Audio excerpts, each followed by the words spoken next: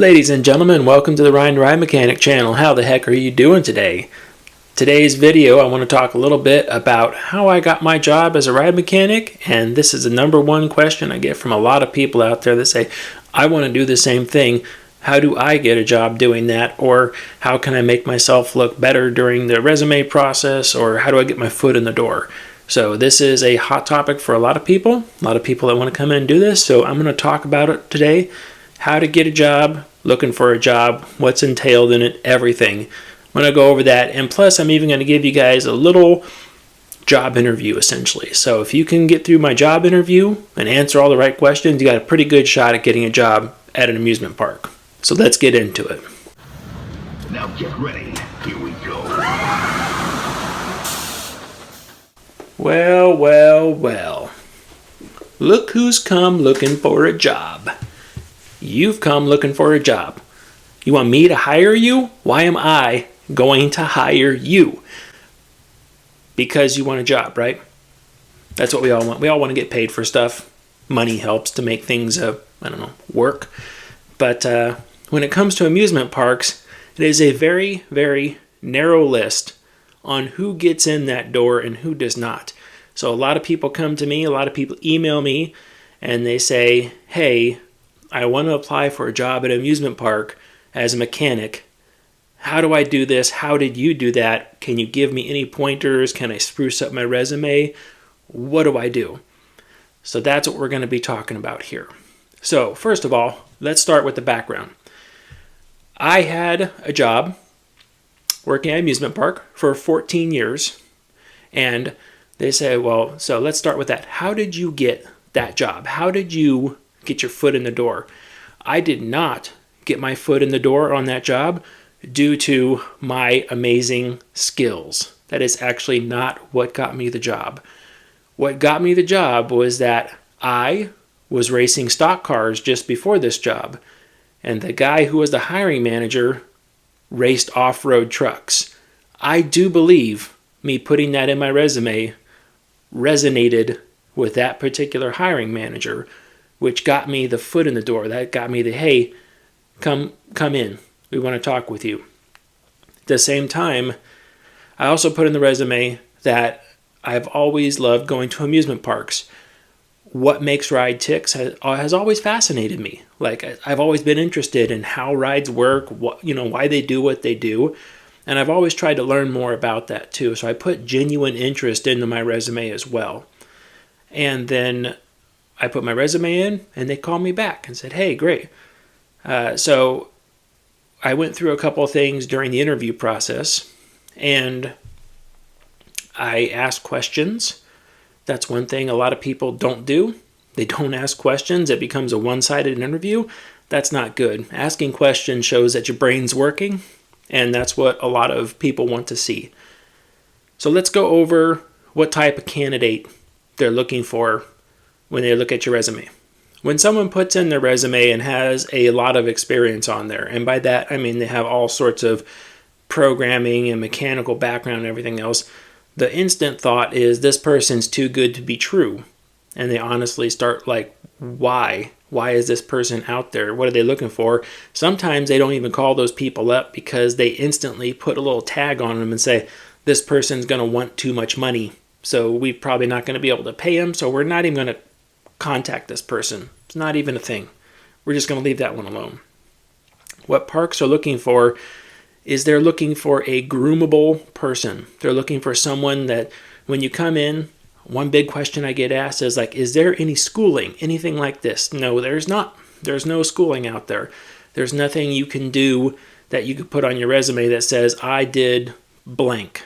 The best you could possibly come up with is that you've already worked at an amusement park. Maybe it was a ride operator or something like that.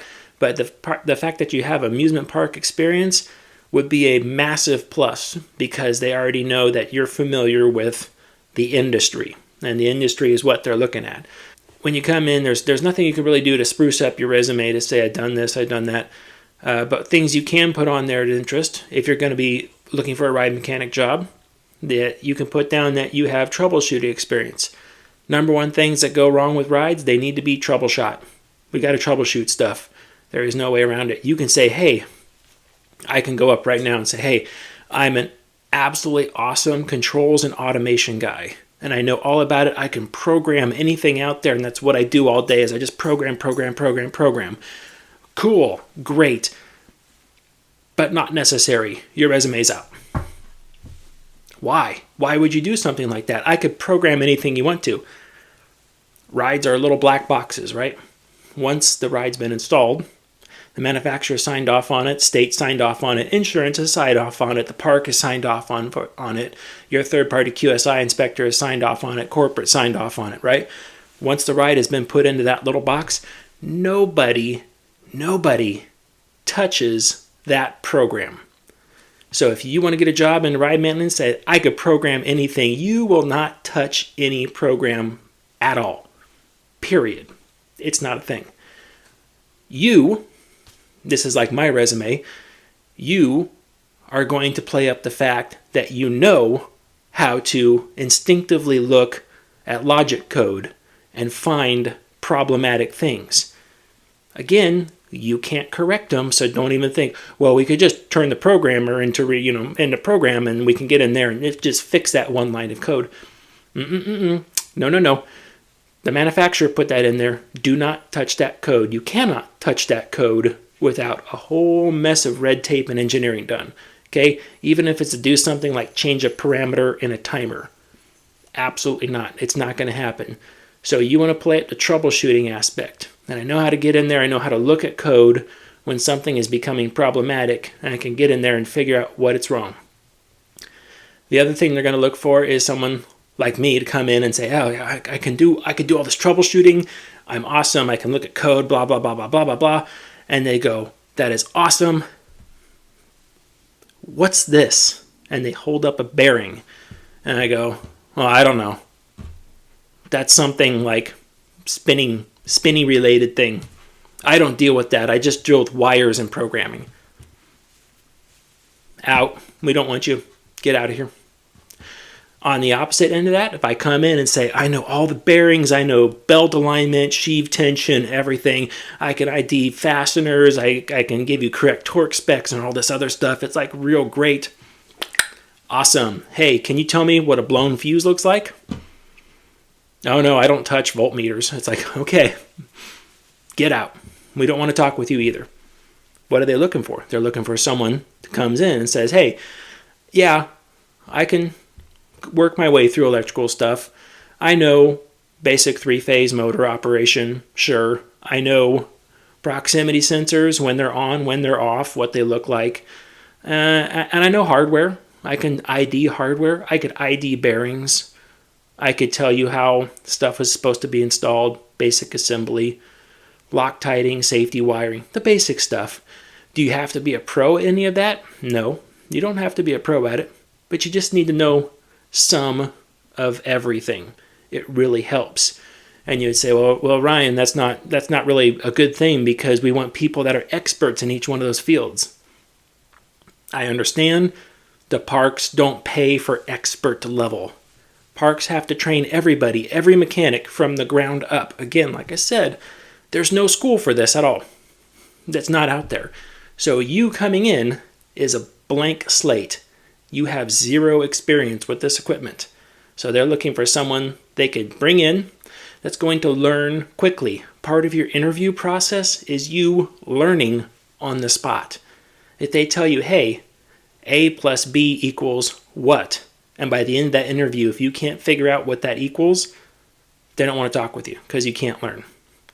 Also, if you're one of those people that's like, oh, I live and die by the manual. It's like, well, that's great. What happens when something out of the ordinary happens?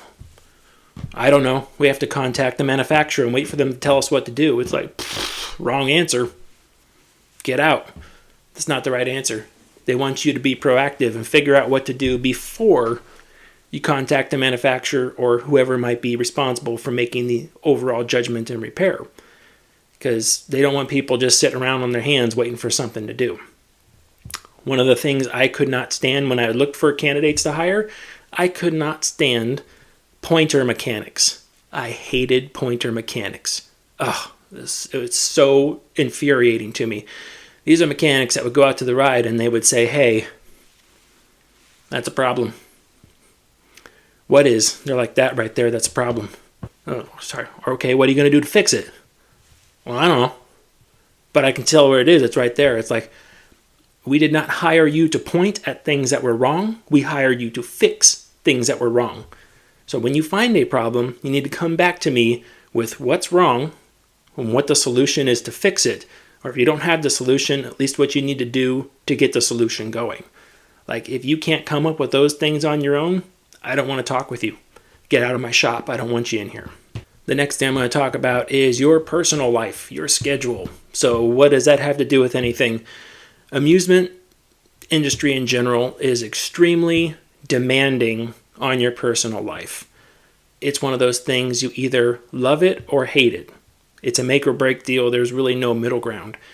Just go into that interview with the understanding that you don't know what you're going to be working. So you could be working from 5 a.m. in the morning to 2 p.m. in the afternoon. You could be working from 10 to 6. You could be working from 2 to 10. You could be working from 8 p.m. to 4 a.m. the next morning or something like that. You know, you can be working at all hours of the day. There's plenty of times where we need people to work 6 days, 7 days a week. There's plenty of times that it's like, hey, after your 8 hours, we would still like people to stay another 4 hours to make it a 12-hour total and do overtime on projects, things like rehabs and refurbishments, big repairs that are happening, something like that. A lot of times we need people to stay and work over on big projects. Sometimes we need an A crew to work on a big project, but we need a B crew simply just to run the park. So your A crew might be necessarily out at a ride that's down, doing a big repair on a gearbox or something. And you need those guys to stay on it because they're hot and heavy, they know what they're doing.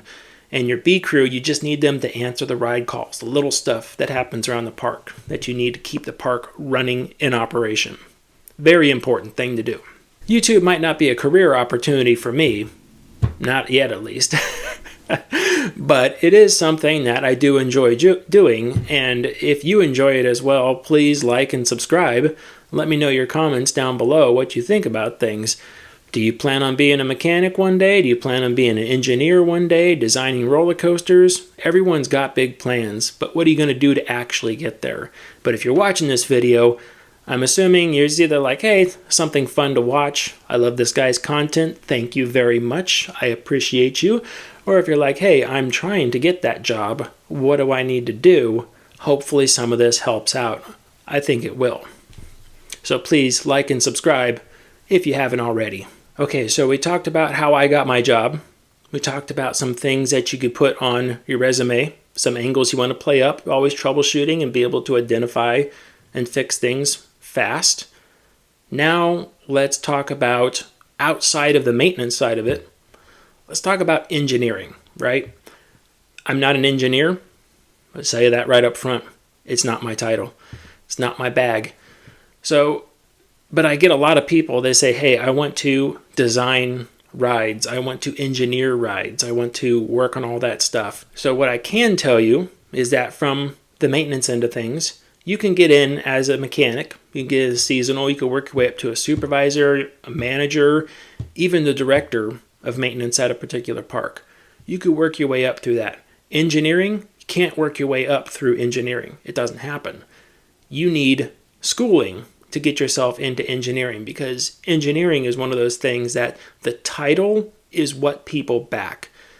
Your advanced degrees in whatever it might be, mechanical, electrical, whatever it is, that advanced degree that you hold that says, I am a certified engineer, that is what your company is going to get behind. That is what your insurance is going to get behind. That's what the ride manufacturer is going to get behind either. And they say, this person knows their stuff. They not only know their stuff, but we are literally going to entrust people's lives with this person's mathematics. That's basically what that is. So you want to make sure that you, throughout your schooling, you have lots of math, learn math, love it, like it, because it is going to rule your life. It does everything. If you're someone like, oh, I just want to create track designs and layouts, that's really great. There's only a couple of people in the world that do that. So you've talking about going from something from a regional park to a US-based corporation to a global-based corporation. Now you're talking about just a handful of people in the world that design track and structure layouts. That is a very, very small little window to hit, right? So you want to make sure all of your engineering is in place, and then you are going to want to try to get into the door somehow. My recommendation, again, I've never done this, my recommendation would be to start talking with ride manufacturers. And you start talking with all of them, and you start looking for intern programs. Interns typically unpaid, so there's going to be a financial hit there. But an intern program is what will get your foot in the door. So if you can get an intern program with a particular manufacturer, it doesn't have to be anything like you don't have to get there and say, oh, I need an intern program designing track. It's like, that's not something you're going to look for. You're looking for any intern program. You need to get your foot in the door. You don't care what you're going to be doing at that point in time. Intern program, what are you going to be doing? Making coffee. Great. Go make coffee, because you're going to get to know the inside of that corporation. You're going to get to know the people, and you're going to start networking. Once you start networking with people, that's when you will find out who does what, where you need to go, and then you'll start reaching out between other companies, and you'll finding, hey, that company you're at, it doesn't have that position you're looking for open, but guess what? That company over in, pick the country, the company over there in the Netherlands, they've got an opening coming up. It's like, ooh, you can go over there. You will have to travel. You will relocate according to where your job is. So to say you want to work, oh, I've got to work remote in my hometown, wherever that is, it's like, don't get used to that. You're going to be going bye-bye. Go over there. One of the things that's very noteworthy to do, that's a really good mix between both of these worlds, is what's called a field engineer. Field engineers are the ones that actually go out to a ride when it's being installed. They actually help and organize the installation of the ride, and they're in charge of commissioning that ride and making sure that the way the manufacturer says it's supposed to be is actually the way it's installed.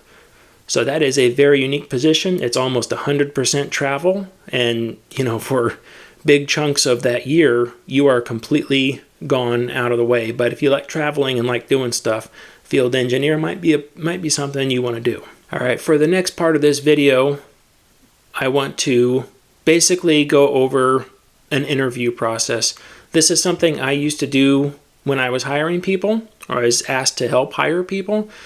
We would bring them in once we found applicants that looked like they were something on paper that we wanted to talk with. They were okay with working nights, weekends, holidays, climbing up 200 feet in the air, working in water, submerged in water, that we're okay with all. There's tons of physical attributes to this job. If you are not physically able to climb vertical stairs up 150 feet, get into tight areas, work in hot places and things like that, then the job might not be right for you. Might be looking for something else. There are some parks that have some rare type positions where you might be able to find something between the two. I know bigger parks have something called a cycle shop, which is where you're pretty much indoors just rebuilding trains all year long. Those positions are typically a little hard to get into, and a lot of times they try to swap those people out with the regular mechanics so both sides can see how it's done, because there's kind of a separation in those parks between this and that. One thing I didn't cover was that some parks like to have specific mechanics for stuff, where they have specific electrical, specific hydraulic, specific pneumatic, mechanical. Those parks are also falling by the wayside because that is a huge demand on manpower for little return. So it's like, I need an electrical guy. It's like, okay, so you have to have a team of 8 electrical guys to keep the plant or to keep the park up and running. And what do they do? Nothing. They sit around and wait for an electrical problem. Maybe they go out to the ride and look to make sure the proximity sensors are still in place, that the conduit hasn't fallen apart running to it. There's not much there. That's what I'm saying. They're looking for more of a jack of all trades and master of none. I understand. They're looking for that type of mid-grade person to go through so they could teach them all the other little aspects. Because if I'm like, I can mechanically put together anything, then I'm also going to notice like, hey, that conduit's falling out. Like, loosen the nut, put the conduit back in, tighten the nut down. I got that. Okay. So that's the type of person they're looking for. So let's go on to the interview process that I used to do. Sorry, it's taking so long. What I used to do is we bring people in and we talk about them. And the first thing we do as a company, we would sit them down and say, this is everything we have to offer you. Medical, dental, 401k, paid time off, admission to the amusement park during your off time, that sort of stuff. We'd sit them down and tell them everything that we had to offer as a company.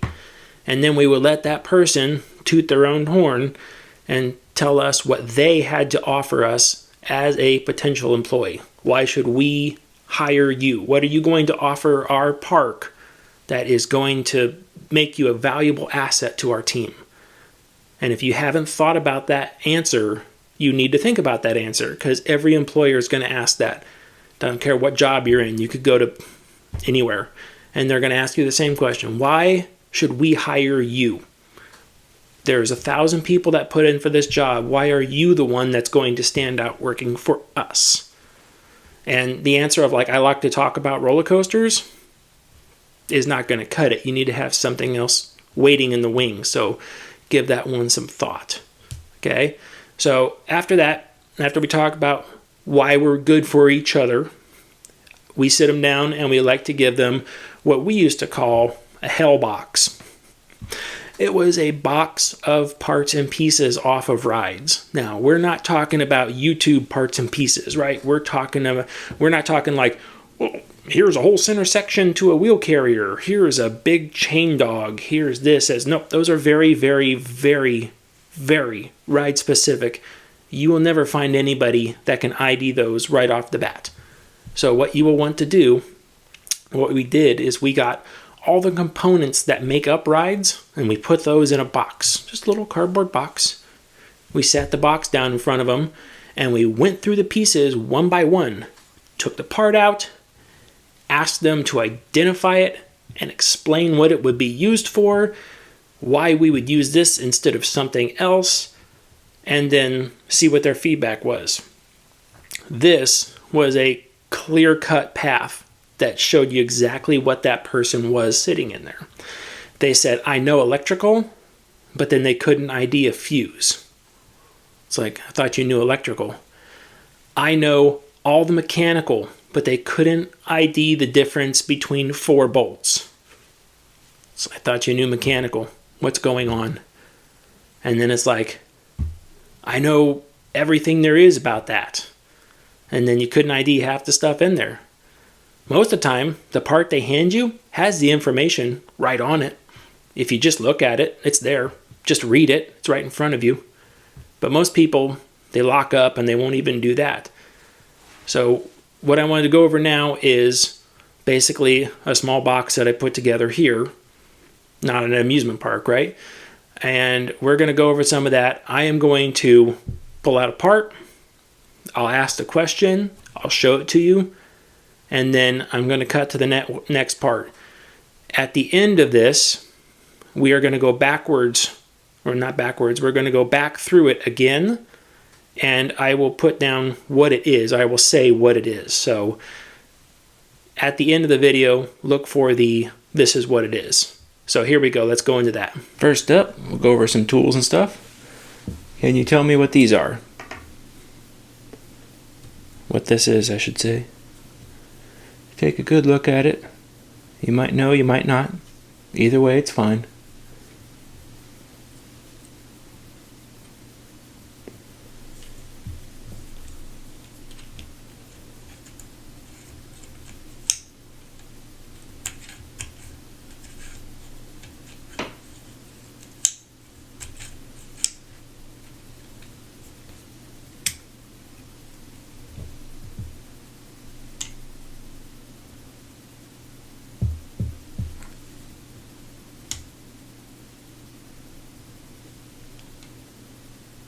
Do you know what one of these are?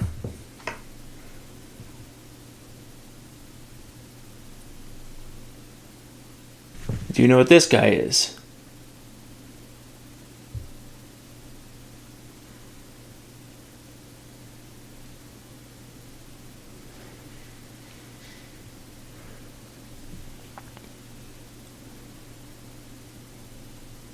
Can you tell me what this is?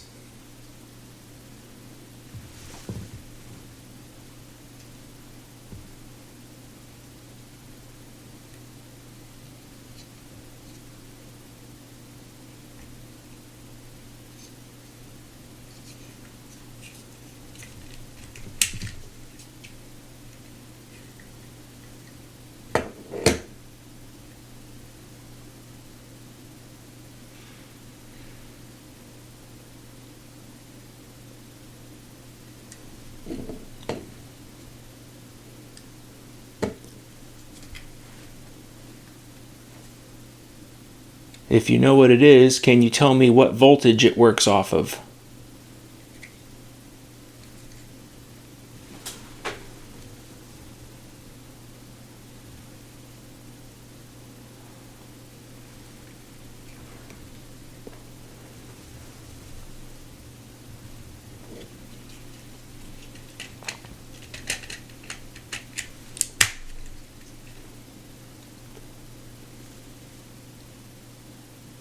Do you know what the term normally open and normally closed is?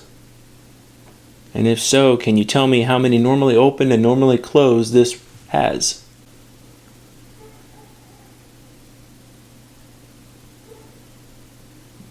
Can you tell me what this is?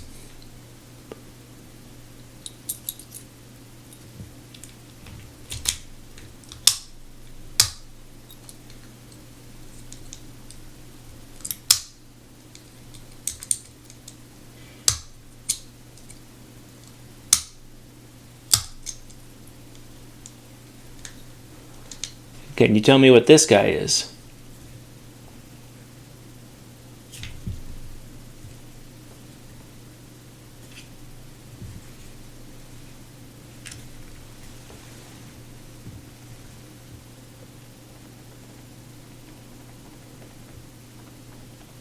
Can you tell me what voltage this runs off of?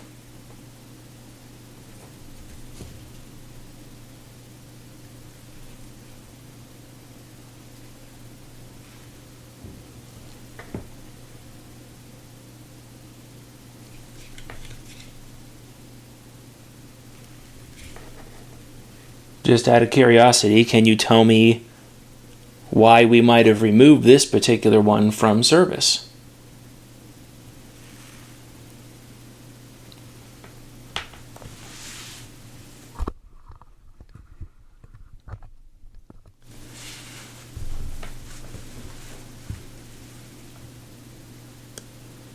Okay, let's touch back on some bearings again. Do you know what this is?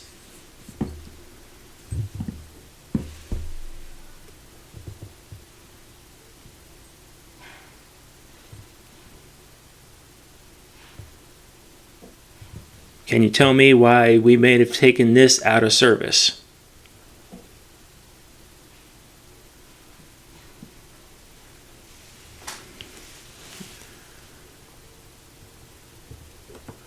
Can you tell me what this is?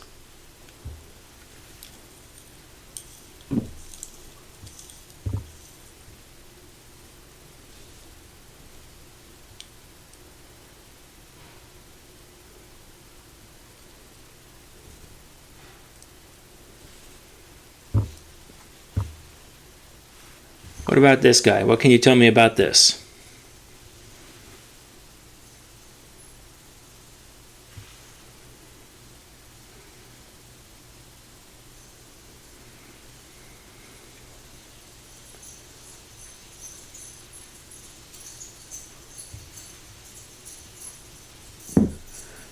Do you know some of the advantages or disadvantages it might have?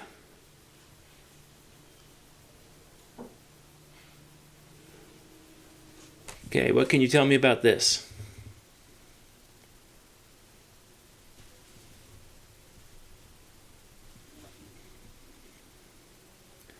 Yep, you guessed it. It's a spring.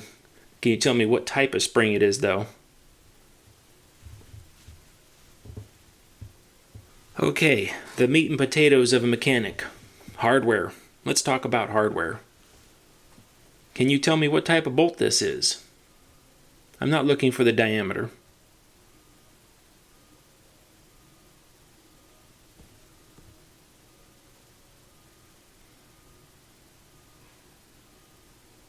Okay, can you tell me what type of bolt this is? Again, not looking for the diameter.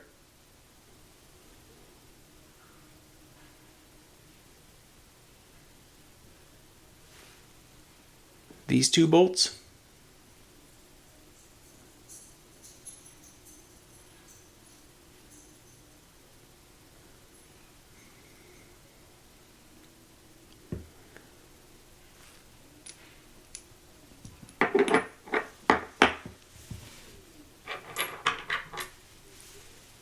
How about these two bolts?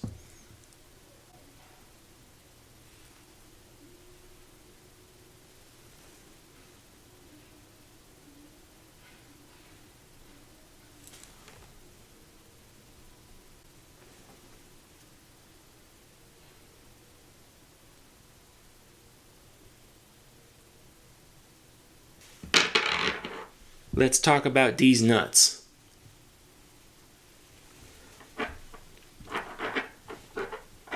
Tell me the difference between these three nuts.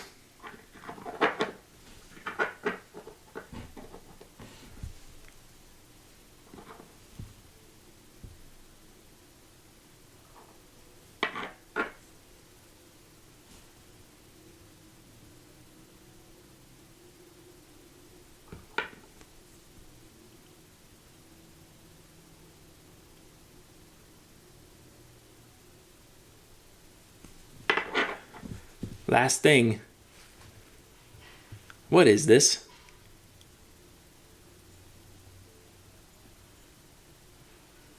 Any ideas?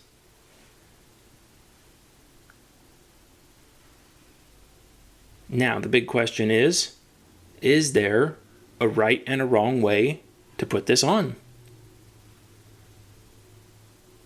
Any ideas? Okay, so here's an electrical diagram that we're going to go over. This is to one of the small rides here. You see there's a key switch right here. Then there's an emergency stop, alarm, stop, K1, K2, and the start button. So, can you tell me on here, assuming K1 and K2 are good, when I press the start button, can you tell me what will drop out the ride once it's done running its cycle? If you look at this latch, can you tell me what will drop out the ride when it's done with the cycle? Go ahead and pause it if you need to. Okay, here is a basic hydraulic print. This is not really to anything, it was just one made for an example. Can you point out the electric motor and the hydraulic pump in this diagram? Can you point out the hydraulic cylinder? Can you point out a check valve?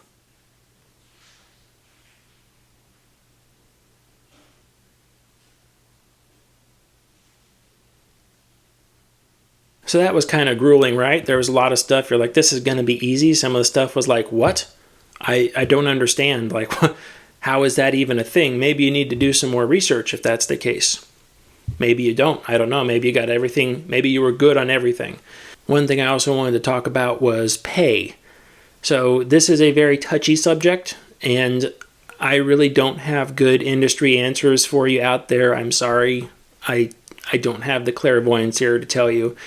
I'm not sure what the pay is out there because every park is different. I remember when I was working, because I did not, people say, hey, where did you work? And I don't really say, but I can say I did not work for Universal Studios. But I can say Universal Studios was one of the highest paying mechanic jobs out there. At that same time, they were also the most demanding on who they got. They wanted to make sure you were hitting the top of every single category. Like right now, how I sit 14 years after working in the industry, I could probably go back and get a job for Universal because I hit on all the categories that they want. So I can do that. Someone just looking to make their way into the field, maybe if there's a greaser job or something like that available at Universal, they might be able to, but I could tell you right now, they're looking for your top-notch people. Other times, your pay might not be dictated by the park. Some parks, I know Disney's one of them, they have unions in place. So the pay is actually dictated by the union, not necessarily the park. Everywhere else, I've got tons of people saying, well, how much do you think, you make there? And I'm like, it's probably around $60,000 a year, U.S. And people are like, oh, I'm an auto mechanic and I make $200,000 a year. Good. That's awesome. I'm just telling you, parks don't pay that much money. If you're looking for life-changing money from an amusement park, amusement stuff is not the industry for you because you won't get up into big money until you get up into big titles. Again, you could work your way up there, but at the lower ranks, just starting off as a basic mechanic, a basic greaser, whatever it might be, it's not going to happen. You're going to start low, which is why most people do it when they're young, when the body can handle the extreme conditions that the thing is, and then they work their way up. One of the things at this point is like, okay, at this point we would walk out to the shop and just to see the people off. If we like the people, we would say, hey, let's take you around the shop. Let's show you a little bit around the shop and the environment you're going to be working for. During this time, it was just a show and tell tour. It's like, hey, we're just going to go through. I'm going to show you a couple areas of the shop. This is where we work. This is what we do. I'm also looking for people to ID stuff inside the shop at that point in time. Oh, you guys are doing this? Oh, yeah. Okay. Oh, yeah. You've got that, right? Cool. At this point in the time in the interview, that's where, if you saw my wheels video, this is where I came across the B&M road wheel, and I was like, oh my gosh, can I pick that up? And that's when they could tell I had, my genuine interest in this job, and they knew I wasn't just going to leave the job in a couple months, because employers hate that when they put in 6 months worth of training on somebody and they leave at month number 7. They don't like that. So they're looking at somebody that's going to take the job seriously and be there for a little while. So they know that the training they put in up front is going to come back to them later on. But walking around, it's like, okay, this is happening, that's happening. Let me show you some stuff. This is where you would want to, again, ask questions. Ask, what is that? What is that? Is this off of that ride over there? I see you've got that in. Know the stuff that you're looking at when you walk in there, right? You could see it. If you go in there, it's like they've got a coach sitting inside the shop of a boomerang, the park's boomerang. And it's like, oh, you recognize that? No, I see you've got boomerang down for refurbishment right now. It's like, yep, we do. And then you can add on to that. Yeah, it's one of my favorite rides. Yeah, Vekoma makes that one, right? Yeah, which number was yours? Yeah, okay. Did you know the boomerangs are numbered? They are. They're numbered from the manufacturer. The trade name is Boomerang, right? And then afterwards there's a number. And that's what number it was in the revision. So you can go say, oh, that's Boomerang. That's Boomerang 32 sitting there.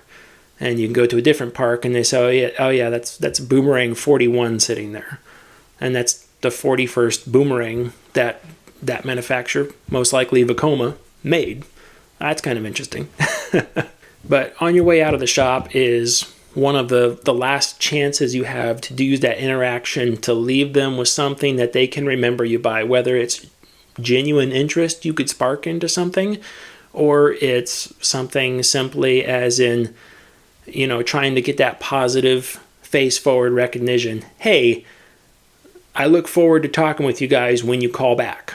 Just give that right up front. Just push it forward. Say, when you call me back, I look forward to talking with you guys. Not if, well, I guess, well, okay, don't seem sure about it. Make sure you're sure of yourself, because your image of yourself is how other people are going to perceive you as well.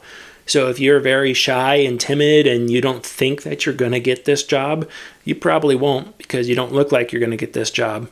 And they don't want people like that. They want people that are sure of themselves. They want people that are put a good face forward. When you're doing evacuation on the top of a lift hill and you go up there and that train full of guests is scared as crap to get off that ride 150 feet up in the air, they want to look to the mechanic right there, and they want the mechanic just to be sitting there going, yep, we're going to unlock the restraints real quick. Just step off to this side. You can follow me back down. It's leg day for me, so come on, it'll be fun. But if they look over at you like, oh my gosh, and they look over at you and you're sitting there going, oh my gosh, I'm scared too. The park doesn't want that type of person up there. Not at all. The park wants calm, confident people that are sure of themselves. They know what they're doing to back up anything that park does. All right, so at this point, let's turn it back around and go backwards, go back through that box interview, and let me tell you what those parts and pieces are now. Okay, these are safety wire pliers. They're used for tying safety wires onto mechanical equipment where stuff we have like hardware and things like that can't back off.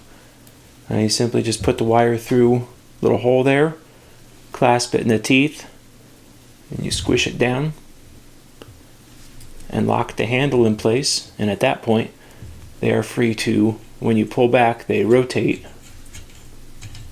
as they pull out to twist the wire. So those are safety wire pliers. We use these all over. These are lockout hasps. All the mechanics carry them with them. And you go ahead and throw a main disconnect, and you put this guy on there, and you put your lock down here in the center, and it makes sure the main disconnect can't turn on when you're working on a ride. So very important to recognize these out in the field, is do not turn the equipment on when you see one. This is a rod end. The proper term is actually hemispherical ball joint, but these are used in assemblies to where we can't have really any play inside of them, but they still have to be able to move freely. So this bearing it's essentially a zero play bearing. There's nothing in there, it moves not side to side. Okay, so this is a control relay. It's actually a relay and base. So the wires would actually hook to the base on these terminals here, and these actually go to these pins here, which come to the bottom of the relay. The relay is a 24 volt DC relay. It says right on the side 24 volts right there, and it also says on the front right here, this is the symbol for coil right there on the side. It's their symbol they used for that, and it says 24 volts DC right there at the top. And down here on the pin layout, it has 3 sets of pickups, and we're going to use 1, 2, and 3, and they all have one normally open and one normally closed. So in this case, this relay has 3 normally open and 3 normally closed. This is a selector switch that just happens to be keyed, requires a key to go in. Once it's turned into the engaged position, the key can't come out. And then what goes on the bottom here is a set of contact blocks on the bottom. So you'd have contact blocks here that be pushed down right now when the key is turned to the off position. The contact block is no longer being made. They're set up differently, but that's the general idea. It's basically a key switch. We use them all over the rides. Okay, this is a photo eye. It's one of 2 photo eyes. On the top, you can see that there's this little symbol right here that says IR, and it's got an arrow pointing away from the little rectangular line. What that means is that this is a sender unit. There's a sender and a receiver. So this particular unit just turns on and just broadcasts that signal, and the receiver catches the signal on the other side. So you can see right on top, it's a multi-voltage unit. It'll work from anywhere from 20 to 230 volts AC or DC. That means it's internally rectified. It'll figure out whatever current or whatever voltage it's given to it. So this particular one ran off of 110 volts. which is well within its range, so it's fine. The reason we took it out of service is because this top cover plate had cracked right here on these indicators and is allowing air to get on the inside of the unit. And what would happen is in the morning time, the lens right here would condensate and it would diffuse the beam going to the other side. And then when the ride would start giving miscellaneous faults in the morning time because it had a hard time seeing the other side. Okay, this is a race to a bearing. And on the inside here, it's hard to see, but it's had some marks and some scars in there where something has gotten inside the bearing surface and messed it up. So for longevity reasons, we went ahead and replaced this one to restart its life of service in there. So this is a angular roller bearing. It goes with this guy right here. That guy is called the cone. This race is actually called the cup. When you buy them in pairs, there's a cone and a cup, and they go together. This actually went on to one of the wooden roller coasters we had, and it was its receptor to this guy, so basically it had the same markings on its bearing, so we went ahead and replaced it as well. Could you tell me an advantage or disadvantage about using one of these bearings?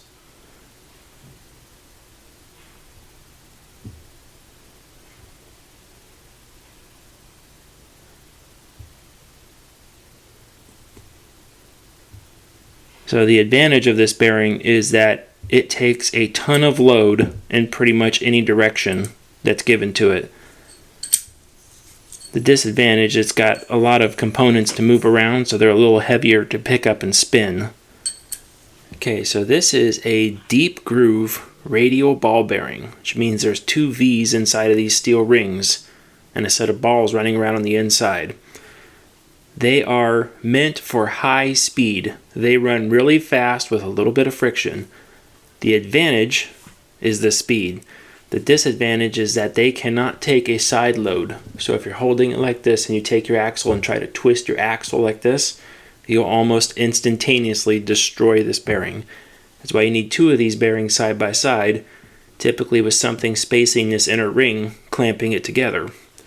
So radial ball bearings work great. High speeds, not so much side to side. So they need a lot of support and extra design around them. This particular one also has an extra disadvantage in the fact that it came pre-greased because it's got seals on both sides. But because it came pre-greased, we can't change that grease out, not without a lot of effort. So these are looked at as disposable bearings. Once we find any sort of trouble with this bearing, we throw it away. They cannot be greased or anything else. So that's a deep groove radial ball bearing. One thing for this video that I don't have to show you is an angular contact ball bearing. Those are the same concept as these, but the channels inside are, if I use this as the ball, the channels inside are stepped like this. So one side sits on that angle, the other side sits on this angle, like that, and holds it in between there. Those are able to take more and they get higher speed, but these guys are pretty good. These little single groove bearings are good for just all around general stuff around the park. The angular contact bearings are great for road wheels, bigger assemblies where you have higher speed. Yeah, this is what's called an extension spring. So you put it on either side here and here and you pull apart from it, and this will extend outward and then come back to the center. The other type of spring like this is a compression spring where you can push inwards and it will spring apart. So extension and compression springs. Okay, let's go over these.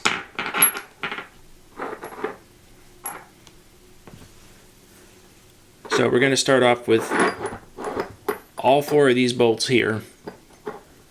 These are SAE measurements or imperial measurements, which means they're all roughly like 3/8, half-inch, 7/16, stuff like that.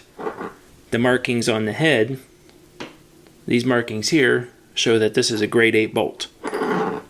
These markings here show it's a grade 5 bolt. On the outside you have fully threaded partially threaded. This one right here is yellow zinc. This is where most everyone goes wrong. Everyone thinks that a yellow zinc bolt instantly means it's grade 8. It is not. You can have a yellow zinc grade 5 bolt. I've had them before. These two right here are metric. This is an 8.8 right here. This guy right here is also an 8.8, but this is a socket head cap screw. So used for area when there's little to no clearance, but you need to fasten the assembly together. On these sets of bolts right here, can you tell me what the advantage would be to use this type of bolt over this type of bolt in an assembly?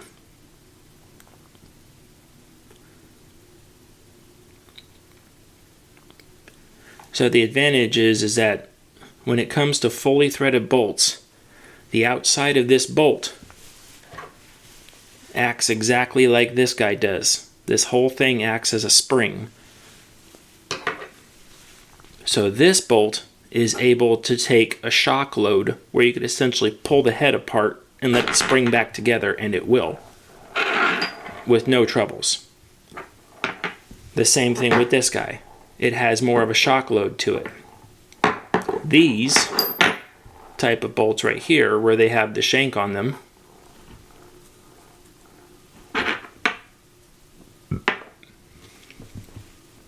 these type of bolts that have a long shank on them, these are meant for more going through assemblies. So if you put this on there, this bolt can go through one assembly and another assembly, and then what you get from that is that you're actually using the fastener to hold it. The actual shank itself is being used in more of a shear, trying to pull. It's like trying to pull the two pieces away from each other, trying to shear the bolt.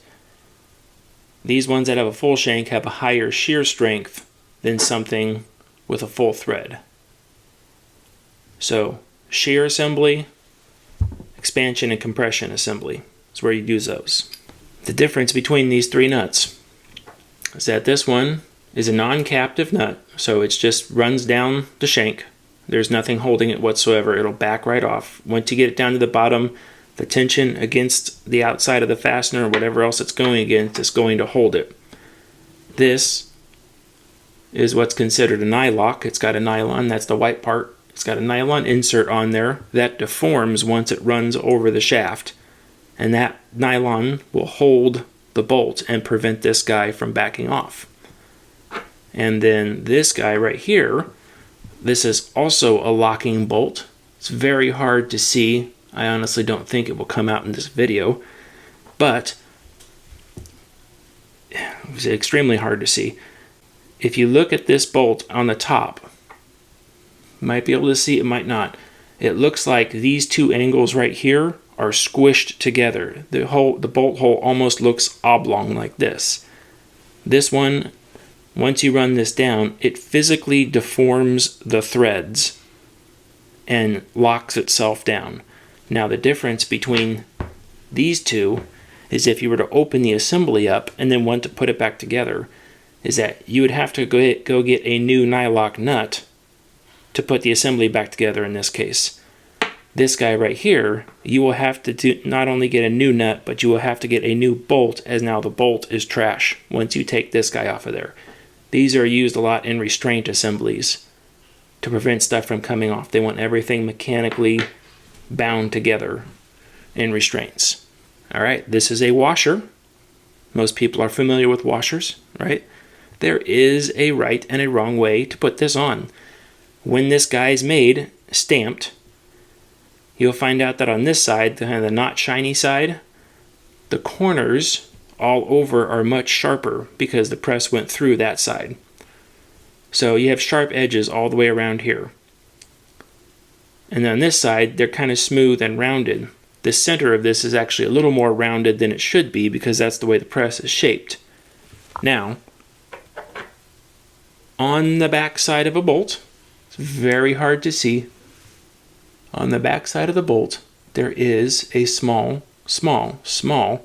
radius right there, right where my fingernail is, small radius in that corner, that radius will match that radius on the inside of that washer. So when you put these two guys together, the radius and radius will match each other and you'll get proper tension, no problem. In some cases, if you put this guy together upside down, like this, you will get that sharp edge to the radius. And depending on the pressure you put on it, you could literally get that sharp edge to bite into that radius, creating a extra point, what's it called? A stress riser. And the stress riser will be the start of your crack. And eventually this head will just pop right off. Under extreme scenarios, but it is important that all washers are orientated to where the smooth or rounded side always faces the head. The nut side, it's not so important, but head side, very important.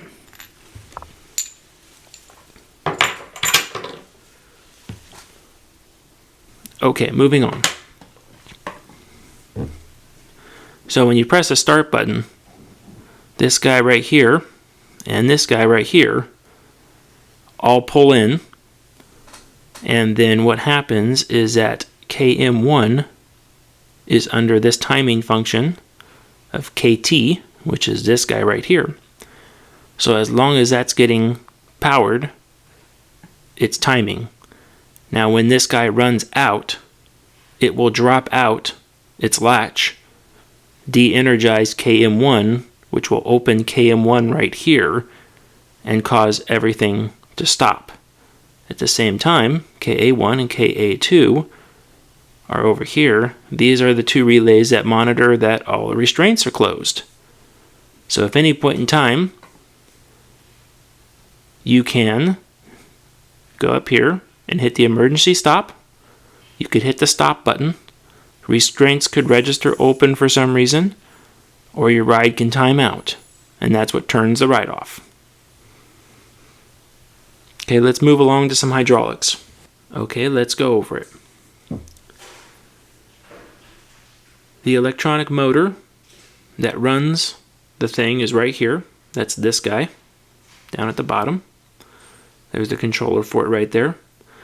The actual hydraulic pump is this guy right here. That motor is actually coupled right there, and it turns this pump, and the pump creates pressure along these lines. The check valve looks like these funny little guys. This looks like a V with a ball on it. That means fluid can go one way and one way only. It could go past this ball, but the ball actually slams the valve shut back and prevents fluid from coming backwards down that line.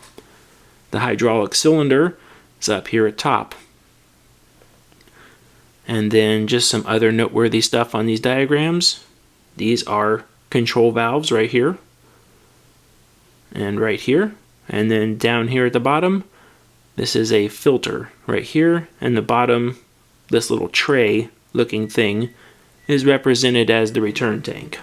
So how'd you do? Did you have some of the stuff right? Did you have most of it right? I mean, some of the stuff, it's kind of like, kind of nitty gritty. It's like, well, the terminology was a little off, but I got the concept. It's like, yeah, okay.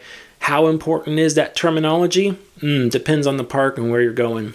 If they have a lot of ace mechanics working there and you can't get your terminology right, that's going to be a big problem because they're looking for an ace mechanic with the terminology. But sometimes you can let that slide, just not knowing what some stuff is. And then always on that stuff, never be afraid just to guess. Say, I think this goes to blank. I think that goes to blank. I think it does this. That at least shows that you're trying and you're not just giving up on it. Because if you just say, hey, they say, hey, what is this thing? And you go, I don't know. And then you sit there with a blank face, I'll tell you right now, that interview is done.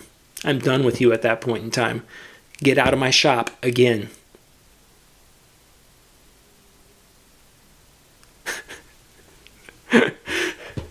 Alright, I think I've done enough on this video. Hopefully it's helpful. Hopefully it answers some questions for some people and they're like, okay, I have a basic idea of where I want to go, what I want to do.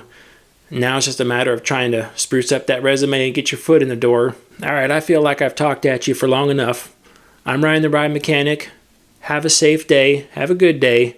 I hope your job interview go well. And as always, stay off the air gates.